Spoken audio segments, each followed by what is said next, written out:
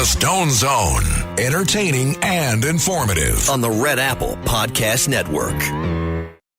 You are now entering the Stone Zone, the hottest political talk show on the planet. Do you remember Mike Lindell, the My Pillow guy? Mike Lindell had an impressive story of being a recovered drug addict who turned his life to Christ that I still choose to believe, but Mike Lindell pumped $3 million into building a social media platform that was supposed to compete with Twitter back before Elon Musk owned Twitter, when it was still a site of censorship and cancellation. He put $3 million into this new social media platform. He collected hundreds of thousands of names of new signups, and on the day that it went live, of course, it crashed. The guys who charged him $3 million told me it had been hacked by the Chinese, but my sources tell me otherwise. Then he went on an election integrity crusade. He had a huge election integrity conference where he promised the world that he would produce definitive evidence that the 2020 election was stolen, paid some former intelligence agents almost $2 million, but even Steve Bannon, his buddy, criticized Mike for not being able to produce the goods. Well, now Mike Lindell, whose pillow empire went bankrupt, is running for governor of Minnesota, an office that, quite candidly, I think he is the one Republican who probably cannot win based on polling. But what I find interesting is that his position on immigration, when he announced his candidacy in December of 2025, he said he favored strict enforcement, focusing on opposing sanctuary policies, supported border security and ICE cooperation to remove criminal illegals. He would protect resources for citizens and legal residents. If you're here illegally, he said, now's the time to leave or you will be sent back. Then President Trump endorsed him about a week ago. Now suddenly, Mike Lindell has a new position. Now he's saying that he favors a one-time 6-month registration window, a moratorium for any non-criminal illegal to stay in Minnesota, conditioning on expiring work visas. You have to be fingerprinted and background checked. This is a political flip-flop I would never have expected from Mike Lindell. But then Mike Lindell has disappointed me before when we learned that Steve Bannon was the subject of 1,900 emails exchanged with Jeffrey Epstein, who had been working closely with Epstein to rehabilitate his public image. Well, Mike Lindell continued to associate with Bannon. So I guess I should not be surprised. Anyway, the House Judiciary Chairman, Jim Jordan, has now referred Special Counsel Jack Smith. Jack Smith is the special counsel who ran the raid on Mar-a-Lago and essentially was the key man in the tsunami of lawfare in which they tried to destroy Donald Trump. They tried to break him financially. They tried to keep him off the ballot. They tried to put him in jail. But now Smith himself has been referred to the Justice Department for criminal prosecution. I used to think that the Russian collusion hoax was the greatest single dirty trick in American history, the greatest single abuse of power in which the full authority of the United States government was utilized for strictly political purposes, utilizing, in this case, 2 pieces of totally fabricated evidence, the so-called Steele dossier. That was a report which falsely alleged that Donald Trump, while visiting Moscow as a private businessman, had dallied with Russian prostitutes. It was paid for by Hillary Clinton and was a complete fraud. And also the still false claim that the Democrat National Committee was hacked by Russian intelligence and that those emails were spirited over to WikiLeaks was the underlying claim of the charges against me. There's no proof of that whatsoever. In fact, I wanted to introduce expert testimony and forensic evidence which would have proved definitively that the Democrat National Committee was never hacked by the Russians or anyone else for that matter.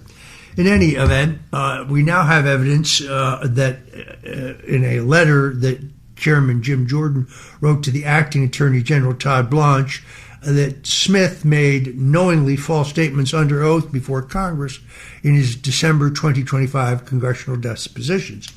Smith was grilled about the Biden-era Arctic frost operation that unconstitutionally subpoenaed the phone records from more than a dozen Republican members of Congress, complete with gag orders so that the targets wouldn't even know that the deep state was watching them. When asked whether he or members of his prosecution team ever accessed the content of those privileged text messages, Smith claimed they had not. But the new DOJ documents prove that claim is false. This wasn't a paperwork error. This was a calculated effort by a Biden-appointed special counsel to spy on elected Republicans and associates of the president, including yours truly, to then stonewall Congress and to cover his tracks. Now, they charged me with making false statements to Congress, but although I did make misstatements, none of them were material. In other words, I had no motive to lie. I made errors, but there was no Russian collusion to lie about. There was nothing to cover up. That was definitively proved when a federal judge ordered that Robert Mueller's final report, long redacted and hidden from my lawyers during trial by the judge and the American public, but released on November 3rd of 2020, proved definitively that they had found no evidence of Russian collusion, WikiLeaks collaboration, or any other crime on my part, and any misstatement I made was inadvertent and immaterial. Not so in the case of Smith. Smith's team didn't just dig into January 6th.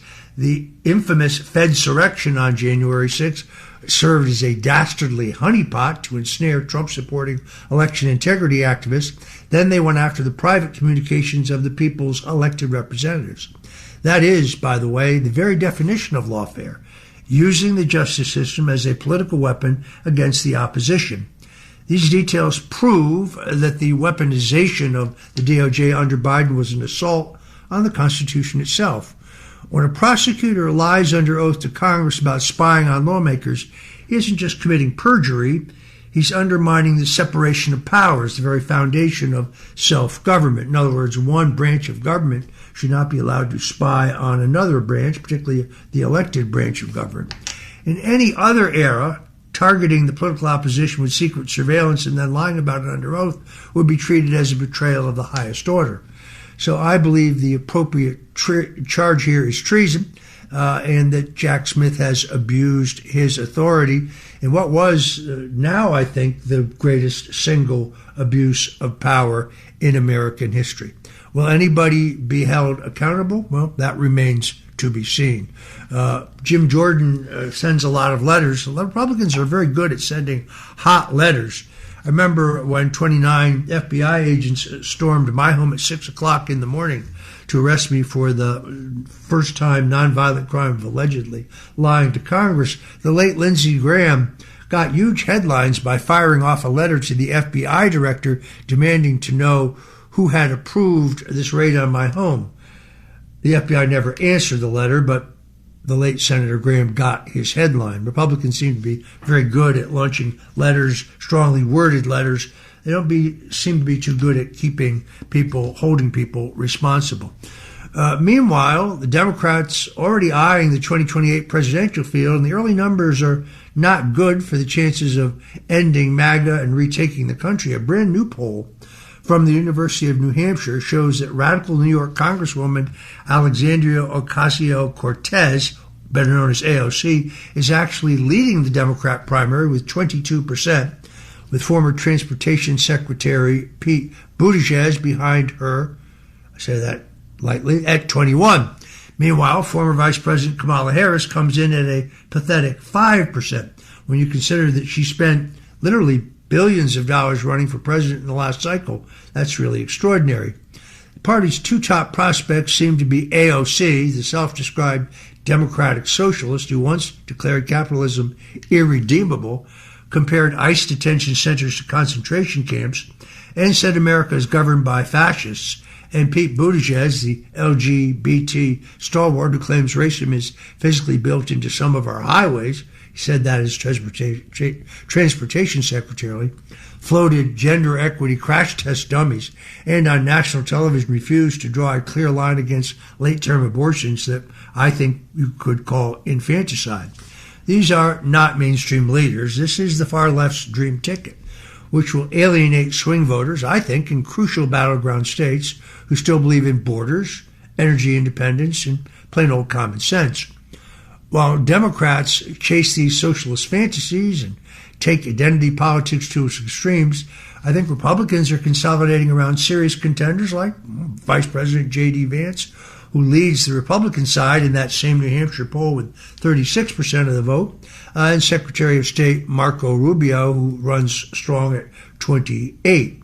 After years of open borders, inflation, and cultural chaos, it is a time for the American people to show they have no tolerance for the radical left and their toxic, unpopular, self-destructive policies.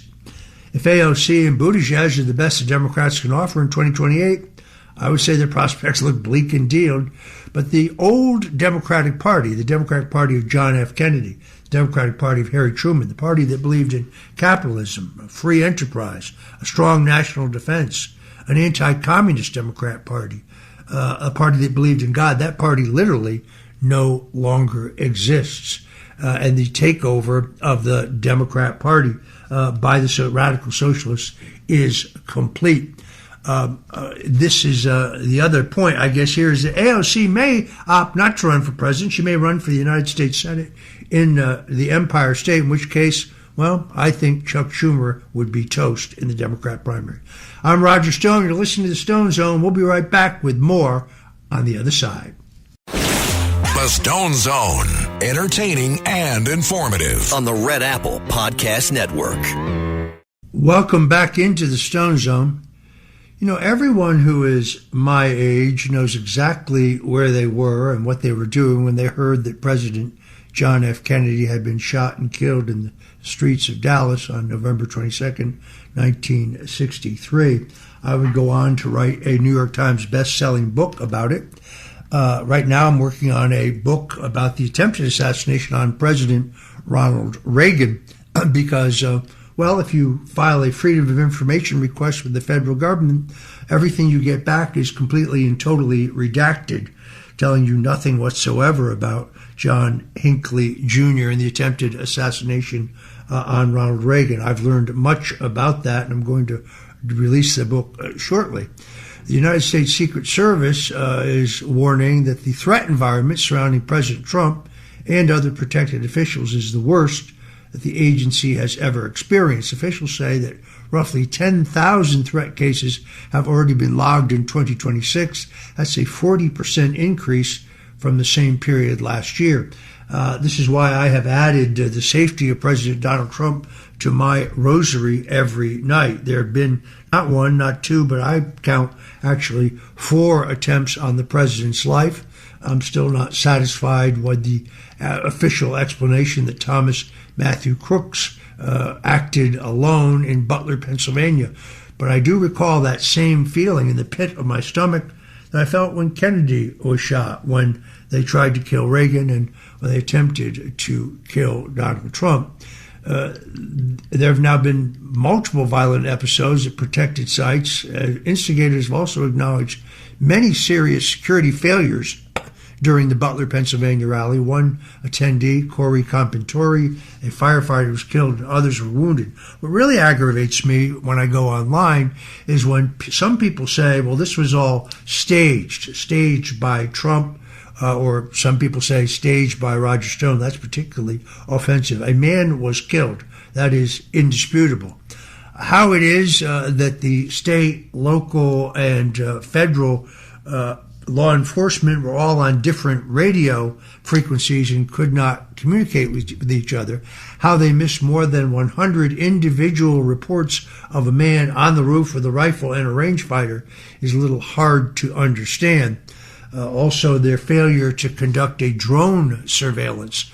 The local police actually offered to do it for the Secret Service.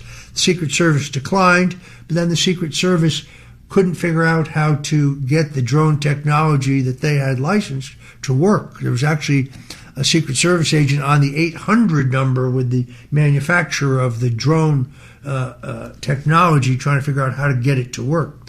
I think America has to confront this political climate that helped produce this danger. For years, a Trump derangement media culture has portrayed one man and tens of millions of his supporters like me as fascists or extremists, white supremacists, or existential threats to democracy. When public figures are relentlessly demonized in this kind of apocalyptic language, unstable people can interpret political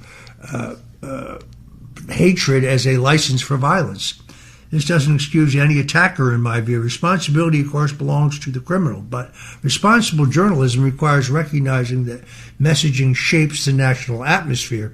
The press should stop treating inflammatory rhetoric as if it was harmless when it targets President Trump, Republicans, or anyone in our political society.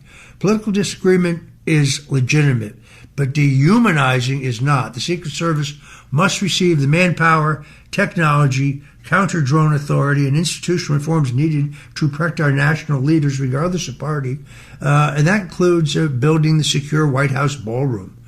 It's not incidental that there have now been 2 attempts on presidents at the Hilton Hotel in Washington, D.C.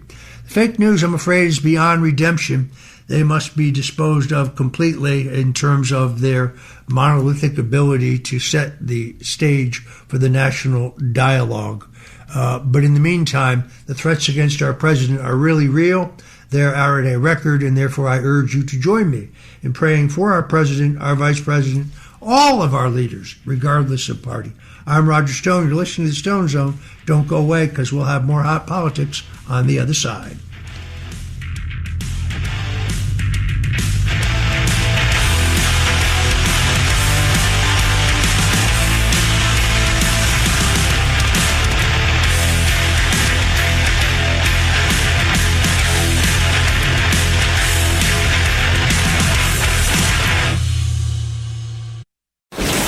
The Stone Zone, entertaining and informative. On the Red Apple Podcast Network. You are diving headfirst right back into the Stone Zone, the hottest political talk show on the planet today. The U.S. House of Representatives has narrowly passed a $1.15 trillion defense policy bill, but they attached the Save America Act to a package that funds the military, nuclear security, and a 3.6% pay raise for our military. They attached the SAVE Act, that is the simple provision that requires that one be a citizen of the United States and have a photo ID before you're allowed to vote in a federal election. Polls show that some 87% of the American people support this simple provision, which has now passed the House, attached to the defense appropriations, but is yet to pass the Senate. The final vote in the House was 216 to 212, and from a common sense perspective, there's a lot there to support. America must rebuild our military readiness, invest in modern weapons, and ensure that our troops are properly compensated. The bill also includes a welcome provision that actually imposes a modest funding penalty if the Pentagon again fails an audit. After 8 consecutive failed audits, taxpayers deserve accountability, and the military-industrial complex must not be given a free pass when it comes to our tax dollars.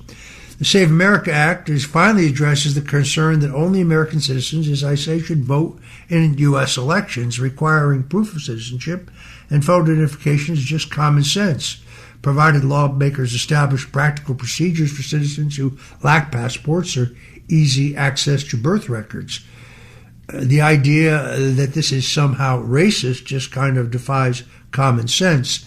Now the responsibility ultimately relies on the U.S. Senate. The Senate should preserve the strongest part of this important military bill. I mean, the military readiness, the troop pay increase, but also the election integrity portions of it as well.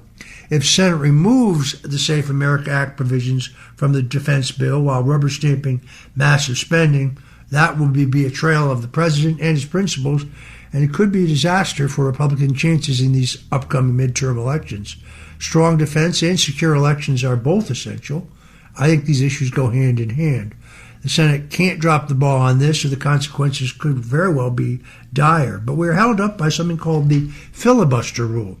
That means that in the Senate, you don't need 51 votes to pass a piece of legislation. I think there are 50 votes today for the Save America Act, and Vice President J.D. Vance could then cast a tie-breaking vote, and it would become law. But under the filibuster rule, and this is important, this is not a law, this is a Senate rule, essentially a custom or a tradition. It requires 60 votes to bring the Save America Act to the floor. Now, sadly, the Senate Majority Leader John Thune of Nebraska steadfastly refused to break the filibuster rule and bring this to a floor, which I think could cost the Republicans extraordinarily this November. It's time to pass the Save America Act and stop the politics. Meanwhile, the Trump administration is reaching a historic achievement in terms of defending public safety. The homicide rate across all major U.S. cities actually fell 18% in the first half of 2026 and may be heading towards a historic low. A new Council on Criminal Justice report examined 13 criminal categories in 36 cities. 9 declined. Homicides were down in most cities studied, while carjacking dropped an extraordinary 47%. Comparing that with the first half of 2019, homicides were actually down 31%. The results are irrefutable, and they're a political triumph for President Trump's law and order agenda. His administration has actually restored the basic principle that the government's first duty is to protect innocent citizens, not making excuses for criminals, not undermining the police, not allowing chaos to become normal. After years of far-left prosecutors, anti-police rhetoric, open border disorders, and soft-on-crime insanity, America seems to be moving back towards the rule of law as the public is sick of coddling criminals. Federal support for law enforcement, aggressive action against violent gangs, stronger border security, and renewed respect for police all send the unmistakable message that criminals, not law-abiding families, should fear the justice system. I think our leaders must continue supporting officers, prosecuting repeat offenders, securing the border, and rejecting radical policies that put the far-left ideology above public safety. The direction America is moving is clear. The Trump administration is fulfilling its promise and allowing American families to once again live in peace. While we're at it, we should bring back cash bail. Cashless bail, as is done in New York State, is a humongous mistake. Meanwhile, Trump Accounts, a new federal investment program for children, which officially launched on July 4th, has already drawn significant participation. The Secretary of the Treasury, Scott Bessent, announced that more than 7 million accounts have been opened for children under 18, with roughly $1.5 billion invested so far. So about 1.7 million children qualify for the program's one-time $1,000 federal contribution. In other words, seed money put in by the government under Donald Trump will be available for children born between January 1st, 2025 and December 31st, 2028. The accounts function like traditional IRAs. Investments grow tax-deferred, with withdrawals generally cannot begin until the child turns 18. Parents, guardians, relatives, employers, governments, and qualified nonprofits may also contribute, although contribution limits and tax treatment may vary. Families, friends, employer contributions generally cannot exceed $5,000 annually per account. Employer contributions are capped at $2,500 per employee. Government and nonprofit contributions don't count towards the limit. Funds are invested in low-cost, diversified American stock market funds. The default option tracks the S&P 500 with additional index fund choices expected. At age 18, the accounts convert into traditional IRAs. Early withdrawals may face taxes and penalties, though, except exceptions exist for higher education, buying a first home, adoption, medical emergencies, and certain other medical costs. Trump accounts are giving children a valuable financial head start, particularly when families and employers contribute consistently. Now is the time for young families, I think, to take advantage of this revolutionary plan that will build wealth for the next generation and end the culture of dependency that fuels the continuous growth of big government. This is a perfect example of the creativity of the Trump administration. It will be in Trump's legacy the way Social Security is in the legacy of Franklin Delano Roosevelt. Meanwhile, a major FDA fight is going over experimental peptide treatments, is showing how the Fed bureaucracy is striking back against Health and Human Services Secretary Robert F. Kennedy's Make America Healthy Again agenda. An FDA advisory committee is reviewing whether specialized pharmacies should again be allowed to produce 7 peptide injections that were banned 3 years ago over safety concerns. Secretary Kennedy has argued that the restrictions push patients into a dangerous gray market, that regulated compounding with proper safeguards could offer a safer path and greater healing and health. Agency scientists oppose broader access, saying the peptides lack sufficient human data on safety and effectiveness. No final decision has currently been made. I can tell you firsthand the black market in peptides is extraordinary. I know because my inbox is constantly bombarded with clinics seeking to sell me peptides that I cannot get legally. I know people who have used peptides in their healing process. I have not chosen to do so, but that black market very much exists. The controversy here exposes a deeper battle over who controls American medicine. Secretary Kennedy has promised to challenge an FDA culture long criticized for favoring entrenched pharmaceutical interests, big pharma, limiting patient choice, and treating innovation outside the traditional approval system as a threat. Unelected, faceless bureaucrats are clinging to what's left of their closed system that protects corporate gatekeepers to the detriment of patients. The sensible path is neither reckless free-for-all nor automatic deference to the bureaucracy. It's a transparent science, strict disclosures, adverse event reporting, and carefully controlled access.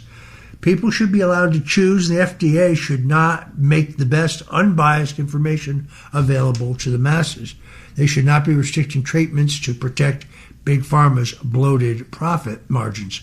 Kennedy must continue to push back against the FDA because their decisions jeopardize health freedom. My wife is a cancer survivor, and in all honesty, I doubt that she would now be 5 years cancer-free without alternative treatments for cancer.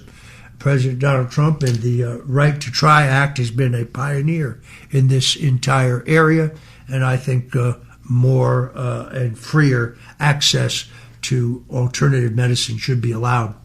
Meanwhile, New Jersey's non-citizen voter registration scandal is growing more serious as the software company blamed by the governor disputes the state's account. Governor Mikey Sherrill says that a vendor error caused more than 6,600 people who identified themselves as non-citizens to be placed on voter rolls between June of 2023 and June of 2024.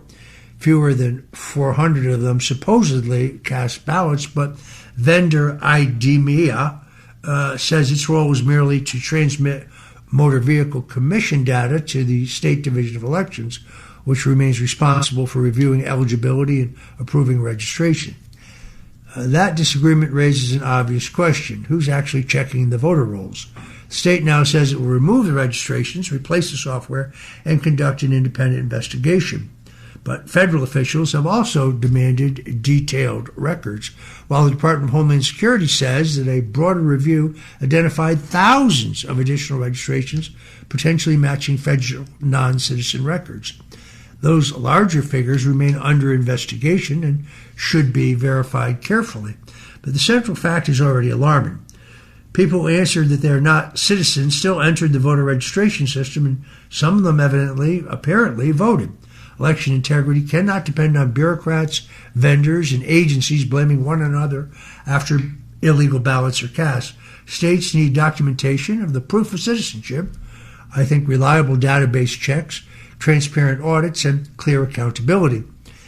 Every American should want lawful voters protected and unlawful registrations prevented. That's not voter suppression. It's basic self-government. New Jersey's failure strengthens the case for the Save America Act and nationwide safeguards ensuring that only American citizens choose American leaders.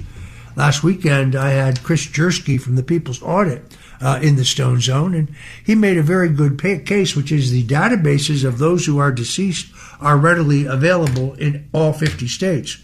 Merely checking them against the voter rolls would determine for you who was no longer with us. There is one simple way to keep the voter rolls clean. Compare the list of those who have passed away, who are deceased, against those who are registered to vote. Seems like common sense to me. But until we have cleaner voter rolls, then you have the opening for phony mail-in ballots and other abuses. Anyway, I'm Roger Stone. You're listening to the Stone Zone. Don't go away, because we'll be right back. The Stone Zone, entertaining and informative. On the Red Apple Podcast Network. Into the Stone Zone. Chicago's political leadership, led by the far-left socialist mayor Brandon Johnson, is moving towards a dangerous new confrontation with federal immigration law. Now, if Mayor Brandon Johnson's IQ was 1 point lower, I think you'd have to water him like a plant. Last time I looked, he had an approval rating at 6%. But the Chicago City Council has now approved a November referendum asking Chicago whether they should seek compensation from Washington for the supposed economic harm caused by last year's federal immigration crackdown. Johnson has also spoken of providing reparations to residents affected by ICE enforcement, effectively subsidizing criminal activity. That policy would turn the rule of law upside down.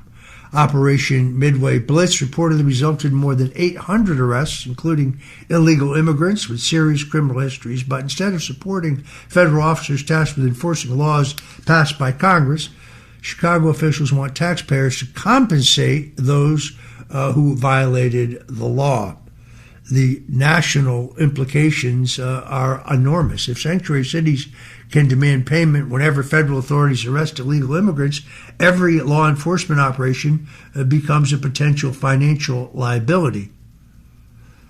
Local politicians would gain a powerful incentive to obstruct Washington, encourage non-compliance, and portray routine law enforcement as actionable injury. That's not an insurrection against the Constitution is what that would be. No city has a right to create its own immigration system, shield people from federal law, and then try to bill American taxpayers when the government intervenes. Citizenship, borders, and deportation policy are national responsibilities. Congress and the courts must make clear that federal immigration law applies equally, whether in Chicago, Texas, Florida, or any other jurisdiction. Rewarding resistance to the law would invite chaos far beyond immigration. A nation cannot survive when obedience to law is optional and criminality comes with a government check. Meanwhile, Congress is considering tougher restrictions on lawmakers pursuing sexual relationships with Capitol Hill staffers after another wave of misconduct allegations exposed the grotesque moral decay of Washington's elite political class. A new House proposal would prohibit representatives from having sexual relationships with any congressional employee unless the Ethics Committee determines there is no conflict of interest. Existing rules already bar members from dating their own staff or committee employees, but the proposed standard would cover staff across Congress. This change is absolutely necessary. Even supposedly consensual relationships between powerful lawmakers and junior employees carry an obvious imbalance of authority. Members of Congress control access, they can influence careers, shape reputations, and operate inside a culture notorious for protecting insiders. We already know that there is a fund from which millions of dollars have been paid out against claims of sexual abuse and harassment. But to date, the American people are not furnished with the names of the members of Congress of both parties who have transgressed and had to have taxpayers cover their tracks. What Washington elites describe as private behavior can quickly become coercion. favoritism, retaliation, or institutional corruption. Recent scandals involving lawmakers from both parties have intensified demands for these stronger rules and meaningful accountability. Congress should not require another ruined career, shattered family, taxpayer-funded settlements that hide the names of the guilty, or personal tragedy before taking action. American people send representatives to Washington to defend the Constitution and serve their constituency, not to treat public offices as a private dating pool. Congress should prohibit these relationships, strengthen independent investigations, disclose misconduct settlements, and release the names of those who have broken the law, and strip taxpayers' funded pensions from officials convicted of serious sexual crimes. The political class constantly lectures ordinary Americans about morality and workplace conduct. It should finally live under the standards at least as strict as those they impose on everyone else. Power without repercussions for lewd or foul behavior produces corruption, and we certainly have plenty of that bubbling up inside the Washington swamp. Meanwhile, the artificial intelligence race is a struggle over whether America or Communist China will control the technological infrastructure of the 21st century. China understands that dominance comes through widespread adoption. Chinese companies are releasing powerful open source models that developers, manufacturers, researchers, and entrepreneurs can download, modify, and operate independently. America must win this fight for open AI. Thanks for joining us today. I'm Roger Stone. You've been listening to The Stone Zone. Until tomorrow, God bless you and Godspeed.